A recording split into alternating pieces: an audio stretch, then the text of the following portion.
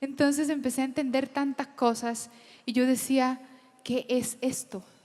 Y empezaba, y yo, mire, cogí varios libros, empecé a coger la Sagrada Escritura y empezaba a leer, a leer, a leer.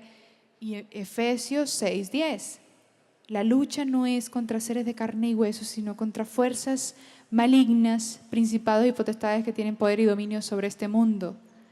¿Quién es? El demonio y sus espíritus y sus secuaces. Sí existen.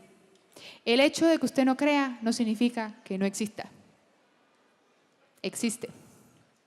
Y siempre está ahí al acecho. Anda como león rugiente mirando a quien se devora.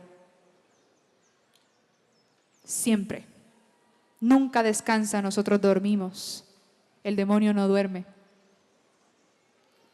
Entonces, yo no dormí durante 5 o 6 meses aproximadamente. Yo estaba demacrada y abrí una página, pues yo le dije, Señor, ¿qué hago tal cosa? Le pregunté y pues Él habla a través de la Sagrada Escritura. Hay demonios que solo salen con ayuno y oración y empecé a ayunar. Entonces el ayuno, más esta cantidad de cosas que me estaban pasando de noche, yo no dormía, estaba en el hueso. Pero había una fuerza dentro de mí que oraba día y noche. Sudaba, era como si me echaran un balde de agua encima por las noches y amanecía enjuagada, temblaba, me daba escalofríos, mareo, dolor de cabeza, una cantidad de cosas todas extrañas que en mi vida había sentido. Y cuando iba a las misas de liberación y sanación, también sentía esto y sentía como unos escalofríos, unos corrientazos y unas cosas y dolor de cabeza y mareo y náuseas y todas estas cosas. Y entendí que estaba en proceso de liberación y que eso es un escándalo, uno no puede hablar de eso. Qué tristeza. Pero entonces si yo no hablo del demonio, estoy diciendo que Jesucristo es un mentiroso, porque Jesucristo lo dice en la Escritura. Jesucristo habla de Satanás en la Escritura. Y en la Escritura está escrito 70 veces. ¿Es así o no es así? Está escrito sobre el demonio. Ay, que a mí no me gusta que hablen de eso. Pues esa es la verdad. El demonio existe. Y uno no se arma con la armadura de Dios. ¿Y cuál es la armadura de Dios? Los 10 mandamientos están en obediencia.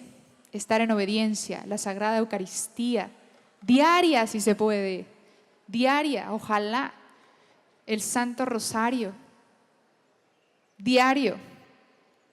Nosotros tenemos tiempo para chismosear, para salir al centro comercial, para hablar de cuanta cosa del mundo, pero para rezar ahí sí, ay, qué pereza el rosario. Nos da pereza. Imagínense, y esa pereza nos la pone el otro, el maligno. El maligno es el que ataca mentalmente. Tú no vas a poder, ay, qué pereza ir a misa y no, mañana voy. El domingo, ay, no, mejor quedémonos aquí en la cama viendo películas. Vamos al cine mejor. Y entonces empecé a buscar primero el reino de los cielos porque lo demás llega por añadidura. Esa es una promesa del Señor y yo le creo al Señor. Yo no le creo al hombre, yo le creo al Señor. Y empecé a buscar primero el reino de los cielos y lo demás fue llegando por añadidura y me fue rodeando de gente de oración, de exorcistas, de sacerdotes, de gente de oración muy ungida y empezó a darse todo. Era increíble, era increíble. Y sentí la presencia de la Santísima Virgen María. Cómo me decía, cómo me enseñaba cómo vestirme, cómo muchos ojos habían pecado por mi cuerpo. La felicidad no se compra, también me decía el Señor. Y como yo, en la primera confesión que tuve de vida, porque confesarse no es ir y decir, Señor, le contesté mal a mi mamá, y ay, espérese padre que no me acuerdo. No, yo anoto los pecados y rómpanlo después. yo he anotado un buen examen de conciencia, porque esa es la otra estrategia de Satanás, de que se te olviden los pecados. Porque eso, cuando tú confiesas los pecados ante un sacerdote, son puertas que vas sellando para que no entre el maligno, para que no entre el maligno a tu vida. Son puertas que uno va sellando. Entonces hice una confesión de vida, le pedí al Señor la gracia de que me diera un sacerdote para confesarme, porque yo le pido todo, lo mínimo. ¿Por qué? Porque ese también es el error que nosotros cometemos, que nosotros hacemos los planes que nosotros queremos y no los planes que Dios tiene para nosotros. Y empecé, cuando yo me fui a confesar y estaba en plena confesión, empecé a llorar como una niña chiquita. Esto era una cosa impresionante. Yo sentía que era indigna de recibir el amor de Dios. Me sentía sucia, manchada, me sentía que no era hija de Dios. Y yo no sé, pero yo siento que así es cuando llega un alma al cielo después de muerto. Porque no es Dios quien condena, es uno mismo quien se condena, porque Él nos dio libertad. Él nos ama, pero también nos dio, y porque nos ama, nos dio la libertad de escoger el camino de Dios o el camino de Satanás. Solo hay dos caminos, no hay intermedios. Y entendí y sentí en ese momento la misericordia de Dios y cómo empecé a entender. Y el Señor de la Divina Misericordia, porque yo hago la misericordia también a las 3 de la tarde, soy muy devota también.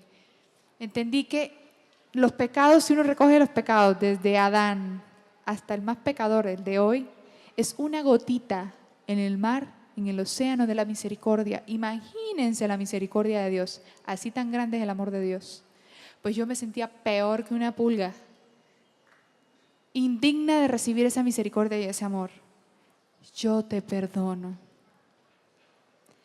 El yo te perdono, ustedes no saben la alegría que me dio a mí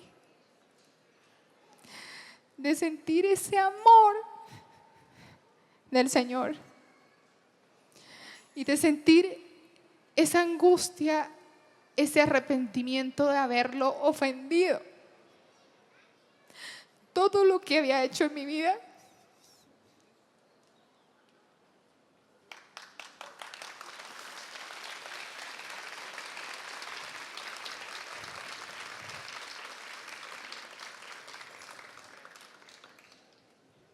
de andar mendigando un amor amores que no son verdaderos.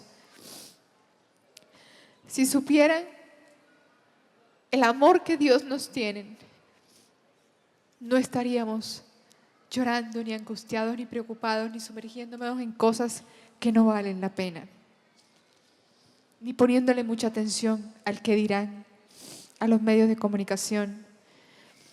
Era impresionante cómo sentía yo mi corazón ardiendo de amor, de felicidad, de paz. Jamás en mi vida había sentido eso. Y el mundo jamás me lo dio. Jamás se los va a dar. Porque yo no estoy aquí parada por ser Amada Rosa Pérez, porque estoy hablando en el nombre de Jesucristo. Porque por algo Él murió en la cruz. Y ahora entendí en ese momento muchas cosas. En el momento de la confesión.